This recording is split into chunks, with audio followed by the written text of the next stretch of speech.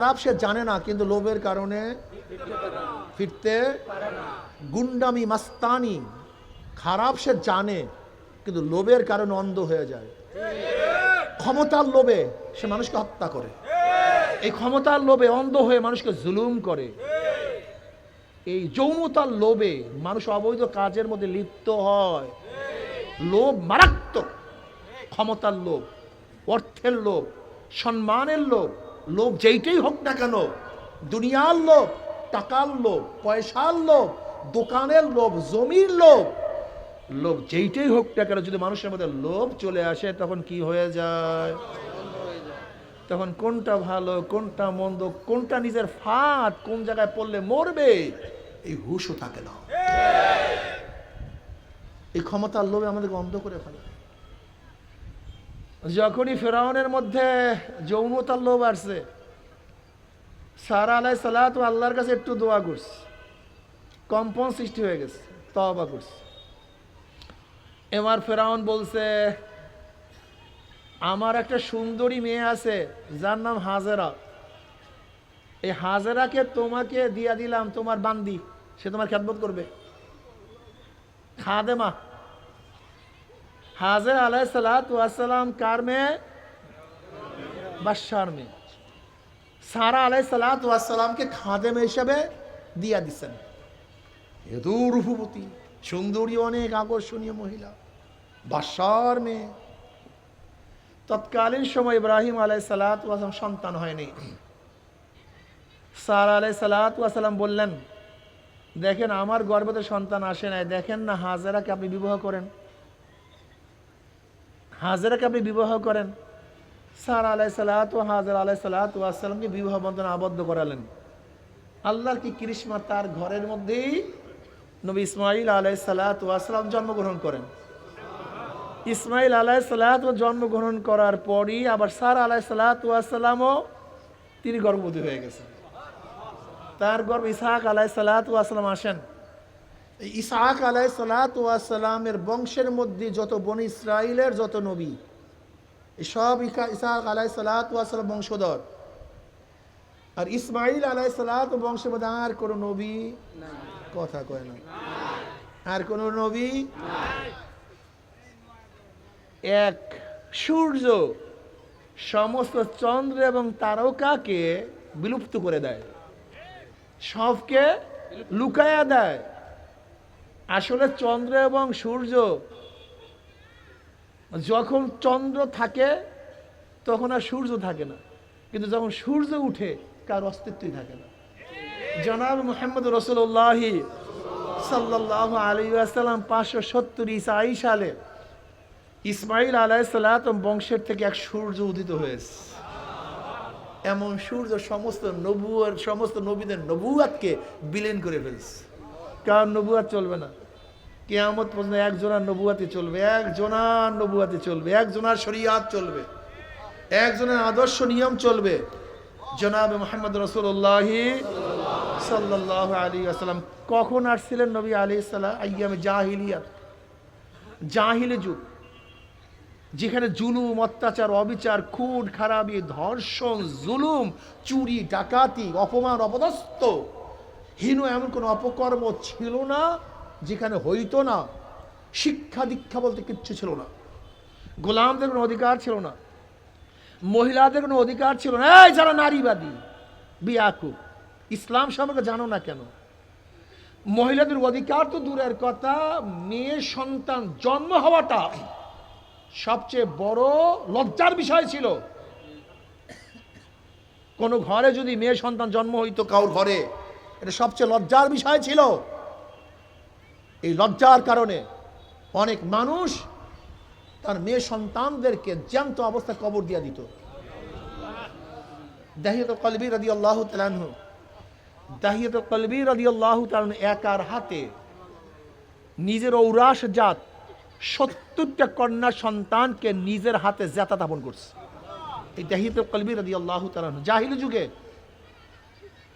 অথচ আমার নবী আলাইহিস সালাতু ওয়াস সালাম দুনিয়াতে আসার পরে মেয়েদেরকে এমন সম্মানিত করছেন, এমন ইজ্জাত আলা করছেন, নবী ঘোষণা দিলেন, যার ঘরে একটা কন্যা সন্তান হবে জান্নাতে সুসংবাদ, যার ঘরে 2টা কন্যা সন্তান হবে জান্নাতের সুসংবাদ, যার ঘরে 3টা কন্যা সন্তান হবে জান্নাতের সুসংবাদ। বুঝেন? আমার নবী আলাইহিস সালাতু কি বললেন, দুনিয়ার মধ্য থেকে আমার কাছে 3টা জিনিস সবচেয়ে বেশি প্রিয়। কয়টা জিনিস? নাম্বার 1 নামাজ। নামাজ আমার কাছে সবচেয়ে বেশি প্রিয়। নাম্বার 2 আতর ঘ্রাণ, এটা আমার কাছে সবচেয়ে বেশি প্রিয়। আর নবী আলাইহিস সালাতু ওয়াস সালাম যে রুট থেকে হেঁটে যেতেন সাহাবারা বুঝতে পারতেন তার ঘ্রাণই নবী আলাইহিস সালাতু ওয়াস সালাম এই রাস্তা দিয়ে চলছেন। শুধু কি তাই, সরদার দো আলম আলাইহিস সালাতু ওয়াস সালামের গায়ের ঘাম মেশক এবং আম্বারের চেয়ে অনেক বেশি সুঘ্রাণ ছিল। এমনকি নবী আলাইহিস সালাতু ওয়াস সালাম যখন রৌদ্রের মধ্যে থাকতেন আর তার শরীর মোবারক থেকে ঘাম বের হইতো, সাহাবিয়ারা যাদের সাথে পর্দা জায়েজ ছিল তারা বোতল ভরতো ঘাম। তার মানে এইটা মিশক আম্বার, মিশক আম্বারের চেয়ে সুঘ্রাণ ছিল। নবী আলাইহিস সালাতু ওয়াস সালাম সুঘ্রাণকে খুব পছন্দ করতেন। নাম্বার 3 নবী আলাইহিস সালাতু নেককার মহিলাদেরকে সবচেয়ে বেশি মোহাব্বত করতেন, সবচেয়ে বেশি পছন্দ করতেন। যেই নবী সবচেয়ে মহিলাদেরকে সবচেয়ে বেশি পছন্দ করতেন, নেককার মহিলাদেরকে ভালোবাসতেন, আর তুমি সেই নবী আলাইহিস সালাতু ওয়াস ইসলামকে নিয়ে, দ্বীন নিয়ে, আদর্শকে নিয়ে আজকে নারীবাদী। নারীবাদী না শয়তানবাদী? এরা কি চায়? এরা পুরুষ এবং মহিলাদেরকে ভিন্ন মেরুতে দাঁড়া করতে চায়। পুরুষ এক জিনিস, মহিলা তার মানে বাজাবাজি করতে চায়, শত্রুতা। এই তুই পুরুষ, তুই মহিলা। কেন? পুরুষ ছাড়া মহিলা, মহিলা ছাড়া পুরুষ এই দুনিয়া থাকবে? আমরা কম্বাইন্ড, আমরা তো উভয় মিলেই দুনিয়া সৃষ্টি করব। উভয় যদি শত্রু হই তাহলে দুনিয়া সৃষ্টি হবে কিভাবে? ওরা কি চায়? ট্রান্সজেন্ডার চায়। আমি এক গাধাকে বললাম, এ বিয়াকুব, ইসলামকে যদি বাদ দাও তাহলে দুনিয়াই তো থাকবে না, দুনিয়ার অস্তিত্ব বিলীন হয়ে যাবে। বলে কিভাবে? আমি বললাম তোরা সমকামী চাস না? কলা হা চাই। তোরা এটা আইন করতে চাস না? কলা হা চাই। তোরা এটা বিল পাস করতে চাস না? কলা চাই। কোটি কোটি কোটি কোটি মিলিয়ন ডলার ব্যয় করো না? কলা হ্যাঁ চাই। আমি বললাম কিছু বলার দরকার নেই, কোনো টাকা ব্যয় করার দরকার। আমরা সবাই সমকামী হয়ে গেছি, ধরে না ইসলাম ইসলাম বাদ। তোদের কথায় আমরা কি হয়ে গেলাম? সবাই পুরুষ পুরুষ, মহিলা মহিলা। আগামী 100 বছর পরে দুনিয়ার অবস্থা কি হবে বলেন তো? কিসের বাচ্চা কাছে? মানুষই তো থাকবে না, বাচ্চা কাছে দুনিয়া তো এই পর্যন্ত শেষ। তোরা যেইটা হাজার হাজার কোটি কোটি মিলিয়ন ডলার করে বাস্তবায়ন করতে চাও, ধরে নে এটা আমরা সবাই করলাম। সব বাদ, এই সিস্টেম বাদ, তোদের সিস্টেমে চলে আসবো। আগামী 100 বছর পর কি দেখবি? তোদের আইনে তো দুনিয়ার অস্তিত্ব বিলীন করে ফেলবি, তোরা দুনিয়ায় তো নষ্ট করে ফেলবি। তোদের সে জাহেল মূর্খ আর কেউ হতে পারে না। বেয়াকুব কোথাকার, বেয়াকুবই না। আল্লাহর সিস্টেমকে যেখানে পরিবর্তন করবে সেখানেই সমস্যা হবে। এই নারীবাদীরা কি চায় জানেন? ঘরে ঘরে আগুন জ্বালাইতে চায়। জালো জালো আগুন জালো, ওরা ঘরে ঘরে আগুন জ্বালাইতে চায়। অথচ মহিলার অর্ধাঙ্গুনী, অর্ধাঙ্গুনী বুঝেন? তুমি অর্ধেক, তোমার ওই স্ত্রী অর্ধেক, এই দুইজন মিলিয়ে তো পূর্ণ। স্ত্রী সারা স্বামী, স্বামী সারা স্ত্রী, এটা চলে কিভাবে? আমরা চাই পার্ট, আমরা চাই কি? তুমি আমার পার্ট, আমি তোমার পার্ট। আমরা এইটা চাই, উভয়ের মধ্যে মহাব্বত সৃষ্টি করতে চাই, ভালোবাসা সৃষ্টি করতে চাই। মহিলাদেরকে কি বলা হয়? বেগম। কি বলা হয়? বলে না বেগম সাহেব আসছে। বেগম অর্থ বুঝেন? চিন্তামুক্ত, নিশ্চিন্ত। বেগম, বেগম সাহেবের কোনো টেনশন নেই, কোনো চিন্তা নেই। যত চিন্তা পুরুষের, মহিলা থাকবে কি? কথা বলেন না কেন? বেগম, কোনো টেনশন নাই। খাওয়ার টেনশন পুরুষটার, দেওয়ার টেনশন পুরুষের, বাচ্চার টেনশন পুরুষের, ঘরের টেনশন, রোগের চিকিৎসার টেনশন স্ত্রী কি? জোরে বলেন। ওরা বেগম বাদ দিয়ে বাগাম হইতে চায়। খুব কোথাকার। আমরা চাই তোমার কোনো টেনশন থাকবে না, তুমি হলো রানী, ঝুলাবা ঠ্যাং আর খাবাও, তুমি থাকবা ফুল, সুসজ্জিত হয়ে তুমি সবসময় আনন্দ ফুর্তির মধ্যে থাকবা, কোনো টেনশন কিচ্ছু নাই, তুমি শাহেনশাহ রানী। আরে বিয়াকুব গুলো হইতেছে কর্মচারী, আমরা মনে হইতেছে রানী, আর তারা হইতে চায় বিয়াকুব। কাকে বলা হয় দেখেন তো? হ্যাঁ, ইসলাম নারীদের কত ইজ্জত সম্মান দান করছে। আমরা সম অধিকার চাই না, অনেক সময় মহিলাদের অগ্রাধিকার দেই। কি দেই ভাই? আচ্ছা বলেন তো, যখন শ্বশুর বাড়িতে বেড়াতে যান, শ্বশুর বাড়িতে যখন বেড়াতে যান, গাট্টি বস্তা কার মাথায় থাকে? কেন? হ্যাঁ, এটা ওর মাথায় দিয়ে দেয় সমান অধিকার, তুই অর্ধেক টানবি, আমি অর্ধেক টান। এখানে অগ্রাধিকার দিই, অগ্রাধিকার দিই। 2 মুন্না বস্তা, এটা স্ত্রীর মাথায় নাই না স্বামীর মাথায় নাই? অগ্রাধিকার। এখানে স্ত্রীর কষ্ট দেওয়া যাবে না, কষ্ট দেওয়া যাবে না। কত সুন্দর ইসলাম পদ্ধতি রাখছে। আরে সব ধ্বংস করে ফেলবে, সব শেষ করে ফেলবে, কাঠামো নষ্ট করে ফেলবে। এর জন্য দেখেন না, আমেরিকা এখন ঘোষণা দিয়েছে 2টার বেশি যারা বাচ্চা নেবে তাদেরকে পয়সা দেবে সরকার। দেখছেন, শুরু হয়ে গেছে। জাপানে তো এখন টাকা দিয়েও কেউ বাচ্চা নিতে পারে না, টাকা দেয়। রাশিয়ায় ঘোষণা করছে যারা বাচ্চা নেবে সরকার সমস্ত টাকার খরচ দিবে, কিন্তু কেউ বাচ্চা নেয় না, কেউ নিবেও না। আধুনিক হয়ে গেছে তো, সভ্যতা শেষ হয়ে যাবে তো, সব ধ্বংস হয়ে যাবে সব। তুমি কি জানো ওরা ইসলামকে বাদ দিয়ে বিল গ্রেসের মতো গোটা দুনিয়ার মধ্যে বড় ধনী, কিন্তু স্বামী স্ত্রীর মধ্যে কি নেই? আর সারাস্ত্রী হয়ে গেছে কপাল পোড়া, সারাস্ত্রী হয়ে গেছে কপাল পোড়ার গোষ্ঠী। ডায়নার মতো যে রানী, রাজার স্ত্রী, কিন্তু সারাসারি নেই, কার মধ্যে কোনো মিল নেই, ভালোবাসা নেই, হৃদ্রতা নেই। আর তোমরা সেইটা হতে চাও? হ্যাঁ, তুমি সেইটা হতে চাও? ইসলাম স্বামী স্ত্রীর মধ্যে এত সুন্দর একটা মিল মোহাব্বতের পদ্ধতি রেখেছেন যা চিন্তা করতে পারবে না। যেখানে ইসলাম আছে দেখবা সেই ঘরের মধ্যে শান্তি আর শান্তি। যেখানে ইসলাম নাই, রাত্র 3টায় ঘরের মধ্যে ঢুকলেই ঘেরান নাই, মুখের মধ্যে কি করছো। আবার স্বামী স্ত্রীর মোবাইল চেক করে, কার সাথে ডেটিং করো, কথা কয় না, কার সাথে ফিটিং করো। কিন্তু আমাদের কোনো চেকমেক নেই, কোনোদিন স্ত্রী মোবাইল চেক করার চিন্তাও করিনি। স্বামীর স্ত্রী চেক করারও, মোবাইল চেক করার কোনো টেনশনও। আর তোমাদের সাথে টেনশন এইটা, ঘটনা কি করে না করে, কি করে না করে, কি করে, কেন? ইসলাম নেই, দিন নেই। টাকা আছে, পয়সা আছে, কলবে শান্তিটা নেই। টাকা আছে, পয়সা আছে, ঘুম নাই। কোন সময় স্ত্রী চলিয়া যায়, টেনশনে ঘুম নাই। আমরা তো হুজুর মানুষ, দোয়া নিতে আসে কত মানুষ, আল্লাহ বলে হুজুর কি যে খারাপ, কি যে জাহান্নামের মধ্যে আসি, আল্লাহ ভালো জানে। ইসলাম নাই, তুমি শান্তি বুঝো নাই। হে মুসলমান বাবারা, যুবকরা, শান্তির ইসলাম। ইসলাম মানে কি? ইসলাম মানি তো শুরুই হয়েছে শান্তির মাধ্যমে, সব জায়গায় শান্তি। ওমা আরসালনাকা ইল্লা রাহমাতাল লিল আলামিন। নবী রাসূলগণ তো দুনিয়াতে আসেনি মানুষরূপী জানোয়ারদেরকে মানুষ বানাবার জন্য। মানুষরূপী জানোয়ারদেরকে মানুষ বানাবার জন্যই নবী রাসূলগণ দুনিয়াতে আসছেন। ওমর ইবনে খাত্তাব ইসলাম গ্রহণ করার আগে কি ছিলেন? নবী আলাইহিস সালাতু ওয়াস সালাম হত্যা করার জন্য নাঙ্গা তলোয়ার নিয়ে রওনা করছে। ইসলাম গ্রহণ করার পর ওমর ইবনে খাত্তাবের অবস্থা কি?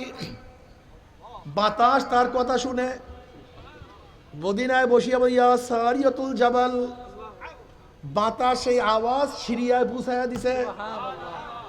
মিশরের নীল নদীর কাছে চিঠি লাগে, হে নীল ন, যদি আল্লাহর হুকুমে জারি হও, আমার চিঠি পাইতে দেরি, জারি হইতে দেরি করবি না। আর আল্লাহর হুকুমে জারি না হইলে তোর জারি হওয়ার কোনো দরকার নাই। এই চিঠি পানির মধ্যে পড়তে দেরি, জোয়ার সৃষ্টিতে দেরি হয় নাই। এখন পানিতেও কথা শুনে।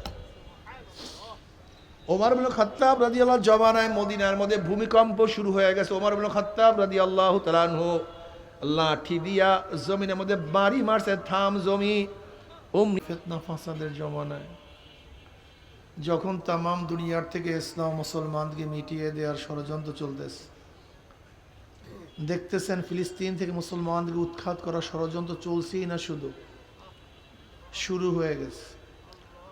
ভারত থেকে, ইন্ডিয়ার থেকে মুসলমানদেরকে চিরতরে বিদায় করার জন্য অহেতুকভাবে ভারত পাকিস্তানের উপরে যুদ্ধ চাপিয়ে দিয়েছে। আজকে অনেক মানুষ সেখানে শাহাদাত বরণ করেছে। ভারতের দাবি কোনো অবস্থাতেই ভারতে মুসলমান রাখবে না, এরা ভিন দেশি, পরদেশি, হিন্দু খতরা মে হ্যায়। 850 বছর পর্যন্ত মুসলমানদের শাসন ছিল এই ভারতবর্ষে, তখন হিন্দু খতরার মধ্যে ছিল না। আর মোদি মাত্র কয়েক বছর শাসন করার পরই হিন্দু খতরা মে হ্যায়। কথাটা বুঝাতে পারি না? তো আসলে হিন্দু খতরা মে হ্যায়, এই খতরা সৃষ্টি করছে কে? এই মোদি সরকার।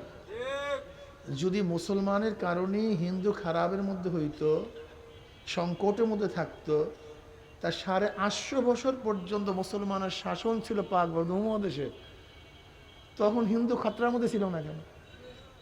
কথাটা বুঝাতে পারি না?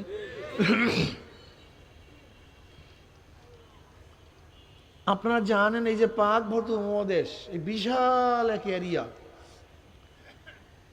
দীর্ঘদিন পর্যন্ত এলাকার মুসলমান শাসক ছিল, অথচ মুসলমানদের পার্সেন্টেজ তখনও কম ছিল, কিন্তু নেতৃত্ব ছিল মুসলমানদের কাছে।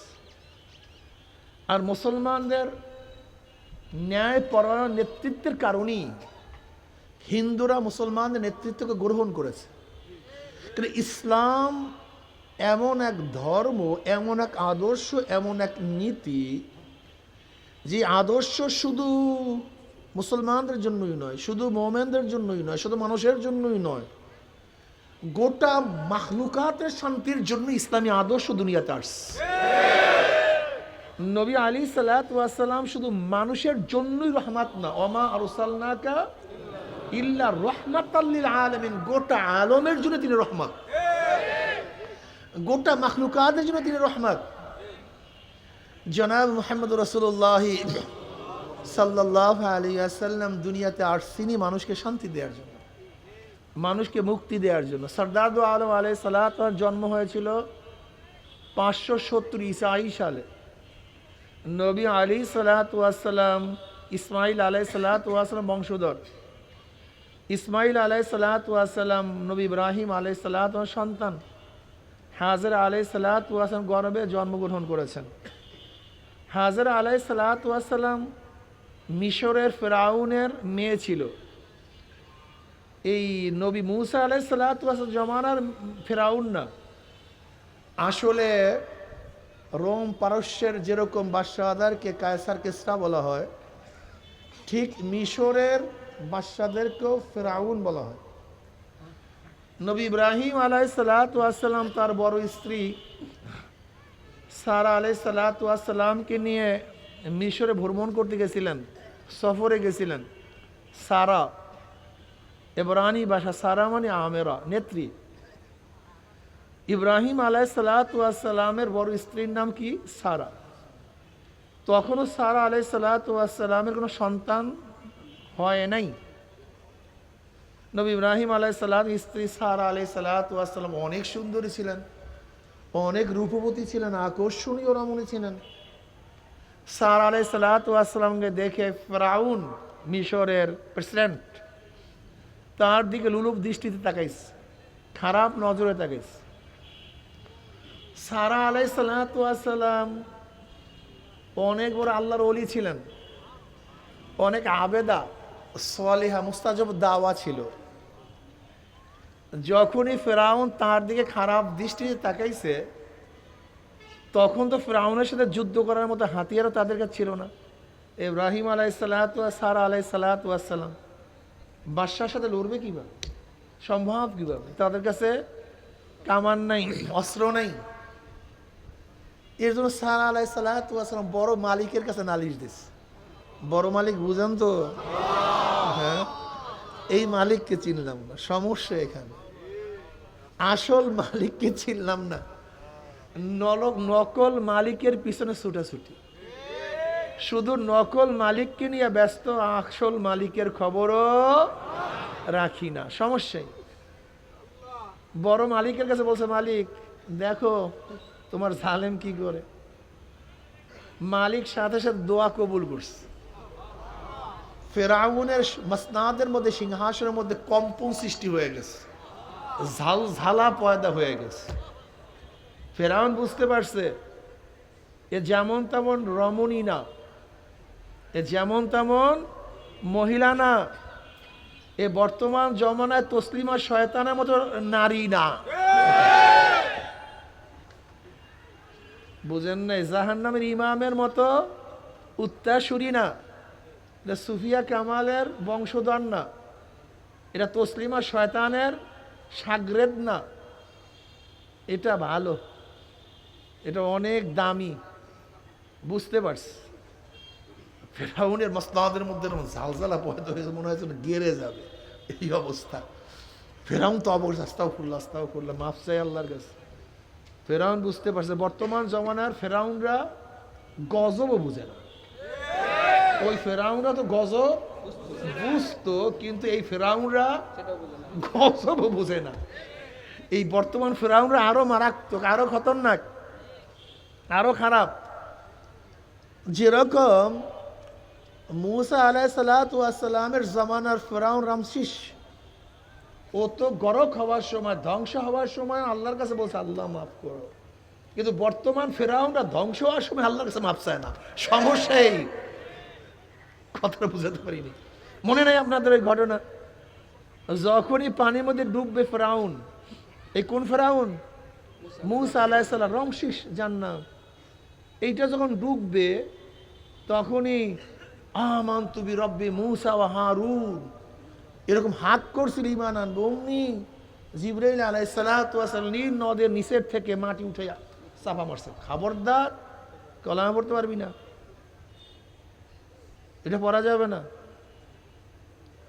তুই তো বেঈমান, তুই এত বছর বেঈমানই করছে, কি ঈমান নিয়ে মৃত্যুবরণ করবে, এই সুযোগ আল্লাহ পাক তোকে দিবে না। ও তো বুঝছে, কিন্তু আমাদের দেশের ফেরাউনরা তওবা করে না। আমাদের দেশের জালেমগুলি গরুর চেয়েও খারাপ। কিস চেয়েও খারাপ? দেখবেন একটা গরু অবৈধভাবে খানা খাইতেছে, অন্যের ধান খাইতেছে, আপনি গরুকে যতই চিল্লান সে কিন্তু শুনবে না। কিন্তু যখনই ব্যাত নিয়ে, লাঠি নিয়ে মারা শুরু করবেন, তখন দেখবেন ল্যাস উঠে দৌড় শুরু করছে। কিসের ভয়? দেখবেন আর একটা গরু সেটাও দৌড় শুরু করছে। কিন্তু আমাদের দেশের এই জাহেররা, গরুরা, কয়েকদিন আগে এক জালেম অন্যায় করার কারণে, জুলুম করার কারণে বিদায় হয়ে গেছে, কিন্তু বর্তমানে নব্য জালেমরা তাদের থেকে শিক্ষাও গ্রহণ করে না। ওরা যেই কারণে বিদায় হয়েছে, ডুবছে, ওই কাজ করলে আমরাও হুঁশি নেই, চিন্তাই নেই। মানুষ এত জালেম হয় কিভাবে, এত জাহেল হয় কিভাবে, এত লোভী হয় কিভাবে? হুদুদ পাখির নাম শুনছেন না? কোরআনের মধ্যে হুদুদের কথা আসছে। হুদুদ পাখির যোগ্যতা কি, তার খুবই কি, তার ক্রেডিটটা কি? হুদুদ 50 হাত মাটির নিচের পানি দেখতে পারে। তাই মরুভূমির মধ্যে কোন জায়গায় পানি, এইটা সবচেয়ে বেশি প্রয়োজন না? এই জন্য সুলাইমান নবী আলাইহিসসালাতু ওয়া সালাম কাফেলার সাথে হুদুদ পাখি থাকতো। একদিন আর এক পাখি বলতেছে, হুদুদ তুই যে নিজেকে অনেক যোগ্যতা সম্পন্ন মনে করো যে মাটির নিচের পানি দেখো, না মিথ্যা কথা, তুই মাটির নিচের পানি দেখোস না। বলে কেন, কিভাবে বুঝলা? এবার সে বলতেছে, যদি তুই মাটির নিচের পানি দেখোস, তা তোর উপর, তোর জন্য যে উপরে মাটির উপরে ফাঁদ পাতা হয়েছে। কি পাতা হয়েছে? ফাঁদ। সে ফাঁদ দেখোস না কেন? তুই মাটির নিচে যদি পানি দেখো, তাই তোর উপর জন্য যে উপরে ফাঁদ পাতা হয়েছে সেটা দেখবি না? কি মারাত্মক যুক্তি আছে কি নাই? তুই আসলে মাটির নিচে পানি কি দেখো না। যদি পানিই দেখো এত নিচে, তো উপরে ফাঁদ দেখো না কেন? এবার জবাবটা মনে রাখবেন যুবকরা, এই হুদুদের জবাবটা কিয়ামত পর্যন্ত মনে রাখবেন, কিয়ামত পর্যন্ত ভুলবেন না কেউ। এটা মনে রাখবেন ছাত্র, যুবক, পুরুষ মহিলা সবাইকে এই জবাবটা মনে রাখতে হবে। হুদুদের জবাবটা কি ছিল? হুদুদ তখন কি জবাব দিচ্ছে? এটা তাকদীরের মাসালা। মাসালাটা কিসের? তবে শোনো, একটা যুক্তি আছে। যুক্তিটা কি? তাহলে দেখো, যখন আমার মধ্যে লোভ থাকে না, কি থাকে না? সবাই বলেন, কি থাকে না? তখন আমি মাটির নিচের 50 হাত নিচে পানি দেখি। কিন্তু যখন পুঁটি মাছের লোভ, কিসের লোভ? ওই পুঁটি মাছের লোভ যখন আমার মধ্যে চলে আসে তখন আমাকে অন্ধ করে দেয়, আমি কিচ্ছু দেখি না। তো অন্ধ করে কিসে? জোরে বলেন। মানুষকে লোভে অন্ধ করে দেয়। লোভ সবচেয়ে মারাত্মক। চুরি খারাপ জানে না তা না, লোভের কারণে সে ফিরতে পারে না। ডাকাতি খারাপ সে জানে না, কিন্তু লোভের কারণে ফিরতে। গুন্ডামি মাস্তানি খারাপ সে জানে, কিন্তু লোভের কারণে অন্ধ হয়ে যায়। ক্ষমতার লোভে সে মানুষকে হত্যা করে। এই ক্ষমতার লোভে অন্ধ হয়ে মানুষকে জুলুম করে। এই যৌনতার লোভে মানুষ অবৈধ কাজের মধ্যে লিপ্ত হয়। লোভ মারাত্মক। ক্ষমতার লোভ, অর্থের লোভ, সম্মানের লোভ, লোভ যেইটাই হোক না কেন, দুনিয়ার লোভ, টাকার লোভ, পয়সার লোভ, দোকানের লোভ, জমির লোভ, লোভ যেইটাই হোক না কেন, যদি মানুষের মধ্যে লোভ চলে আসে তখন কি হয়ে যায়? তখন কোনটা ভালো, কোনটা মন্দ, কোনটা নিজের ফাঁদ, কোন জায়গায় পড়লে মরবে, এই হুঁশও থাকে না। এই ক্ষমতার লোভে আমাদেরকে অন্ধ করে ফেলে। যখনই ফেরাউনের মধ্যে যৌনতার লোভ আসছে, সারা আলাইহিস সালাত আল্লাহর কাছে একটু দোয়া করছে, কম্পন সৃষ্টি হয়ে গেছে, তওবা করছে। এবার ফেরাউন বলছে, আমার একটা সুন্দরী মেয়ে আছে যার নাম হাজেরা, এই হাজেরাকে তোমাকে দিয়া দিলাম, তোমার বান্দি, সে তোমার খেদমত করবে, খাদেমা। হাজের আলাইহিস সালাতু ওয়াস সালাম কার মেয়ে? বাদশার মেয়ে। সারা আলাইহিস সালাতু ওয়াস সালামকে খাদেমা হিসাবে দিয়া দিচ্ছেন। এত রূপবতী, সুন্দরী, অনেক আকর্ষণীয় মহিলা, বাদশার মেয়ে। তৎকালীন সময় ইব্রাহিম আলাইহিস সালাতু ওয়াস সালাম সন্তান হয়নি। সারা আলাইহিস সালাতু ওয়াস সালাম বললেন, দেখেন আমার গর্ভে সন্তান আসে নাই, দেখেন না হাজেরাকে আপনি বিবাহ করেন, হাজেরাকে আপনি বিবাহ করেন। সারা আলাইহিস সালাতু হাজের আলাইহিস সালাতু ওয়াস সালামকে বিবাহ বন্ধনে আবদ্ধ করালেন। আল্লাহর কি করিশ্মা, তার ঘরের মধ্যেই নবী ইসমাইল আলাইহিস সালাতু ওয়াস সালাম জন্মগ্রহণ করেন। ইসমাইল আলাইহিস সালাতু জন্মগ্রহণ করার পরই আবার সারা আলাইহিস সালাতু ওয়াস সালামও তিনি গর্ভবতী হয়ে গেছেন। তার গর্ভ ইসহাক আলাইহিস সালাতু ওয়াস সালাম আসেন। ইসহাক আলাইহিস সালাতু ওয়াস সালামের বংশের মধ্যে যত বনি ইসরাইলের যত নবী, সব ইসহাক আলাইহিস সালাতু ওয়াস সালাম বংশধর। আর ইসমাইল আলাইহিস সালাতু বংশের মধ্যে আর কোন নবী নাই, কথা কয় না, আর কোন নবী নাই। এক সূর্য সমস্ত চন্দ্র এবং তারকাকে বিলুপ্ত করে দেয়, সবকে লুকায়া দেয়। আসলে চন্দ্র এবং সূর্য,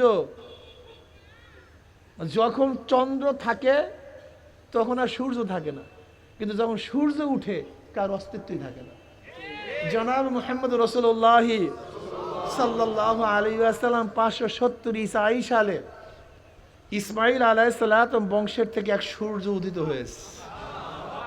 এমন সূর্য সমস্ত নবীদের নবুয়াতকে বিলীন করে ফেলছে। কার নবুয়াত চলবে না? কিয়ামত পর্যন্ত একজনের নবুয়াতে চলবে, একজনের নবুয়াতে চলবে, একজনের শরিয়াত চলবে, একজনের আদর্শ নিয়ম চলবে। জনাব মুহাম্মদ রাসূলুল্লাহ সাল্লাল্লাহু আলাইহি ওয়াসাল্লাম কখন আসছিলেন? নবী আলাইহিস সালাম আইয়ামে জাহিলিয়াত, জাহিলি যুগ, যেখানে জুলুম, অত্যাচার, অবিচার, খুন খারাপি, ধর্ষণ, জুলুম, চুরি, ডাকাতি, অপমান, অপদস্থ, হীন এমন কোনো অপকর্ম ছিল না যেখানে হইতো না। শিক্ষা দীক্ষা বলতে কিচ্ছু ছিল না, গোলামদের কোনো অধিকার ছিল না, মহিলাদের কোনো অধিকার ছিল না। এই যারা নারীবাদী, বিয়াকুব, ইসলাম সম্পর্কে জানো না কেন? মহিলাদের অধিকার তো দূরের কথা, মেয়ে সন্তান জন্ম হওয়াটা সবচেয়ে বড় লজ্জার বিষয় ছিল। কোন ঘরে যদি মেয়ে সন্তান জন্ম হইতো কারোর ঘরে, এটা সবচেয়ে লজ্জার বিষয় ছিল। এই লজ্জার কারণে অনেক মানুষ তার মেয়ে সন্তানদেরকে জ্যান্ত অবস্থায় কবর দিয়ে দিত। দাহিয়াতুল কলবি রাদিয়াল্লাহু তাআলা আনহু, দাহিয়াতুল কলবি রাদিয়াল্লাহু তাআলা একার হাতে নিজের ঔরাস জাত 70টা কন্যা সন্তানকে নিজের হাতে জাতা দাপন করছে। এই দাহিয়াতুল কলবি রাদিয়াল্লাহু তাআলা আনহু জাহিলি যুগে। অথচ আমার নবী আলাইহিস সালাতু ওয়াস সালাম দুনিয়াতে আসার পরে মেয়েদেরকে এমন সম্মানিত করছেন, এমন ইজ্জাত আলা করছেন, নবী ঘোষণা দিলেন যার ঘরে একটা কন্যা সন্তান হবে জান্নাতের সুসংবাদ, যার ঘরে 2টা কন্যা সন্তান হবে জান্নাতের সুসংবাদ, যার ঘরে 3টা কন্যা সন্তান হবে জান্নাতের সুসংবাদ। বুঝেন? আমার নবী আলাইহিস সালাতু কি বললেন, দুনিয়ার মধ্য থেকে আমার কাছে 3টা জিনিস সবচেয়ে বেশি প্রিয়। কয়টা জিনিস? নাম্বার 1 নামাজ। নামাজ আমার কাছে সবচেয়ে বেশি প্রিয়। নাম্বার 2 আতর ঘ্রাণ, এটা আমার কাছে সবচেয়ে বেশি প্রিয়। আর নবী আলাইহিস সালাতু ওয়াস সালাম যে রুট থেকে হেঁটে যেতেন, সাহাবারা বুঝতে পারতেন তার ঘ্রাণই নবী আলাইহিস সালাতু ওয়াস সালাম এই রাস্তা দিয়ে চলছেন। শুধু কি তাই, সরদার দো আলম আলাইহিস সালাতু ওয়াস সালামের গায়ের ঘাম মেশক এবং আম্বারের চেয়ে অনেক বেশি সুঘ্রাণ ছিল। এমনকি নবী আলাইহিস সালাতু ওয়াস সালাম যখন রৌদ্রের মধ্যে থাকতেন আর তার শরীর মোবারক থেকে ঘাম বের হইতো, সাহাবিয়ারা যাদের সাথে পর্দা জায়েজ ছিল তারা বোতল ভরত ঘাম। তার মানে এইটা মিশক এবং আম্বার, মিশক এবং আম্বারের চেয়ে সুঘ্রাণ ছিল। নবী আলাইহিস সালাতু ওয়াস সালাম সুঘ্রাণকে খুব পছন্দ করতেন। নাম্বার 3 নবী আলাইহিস সালাতু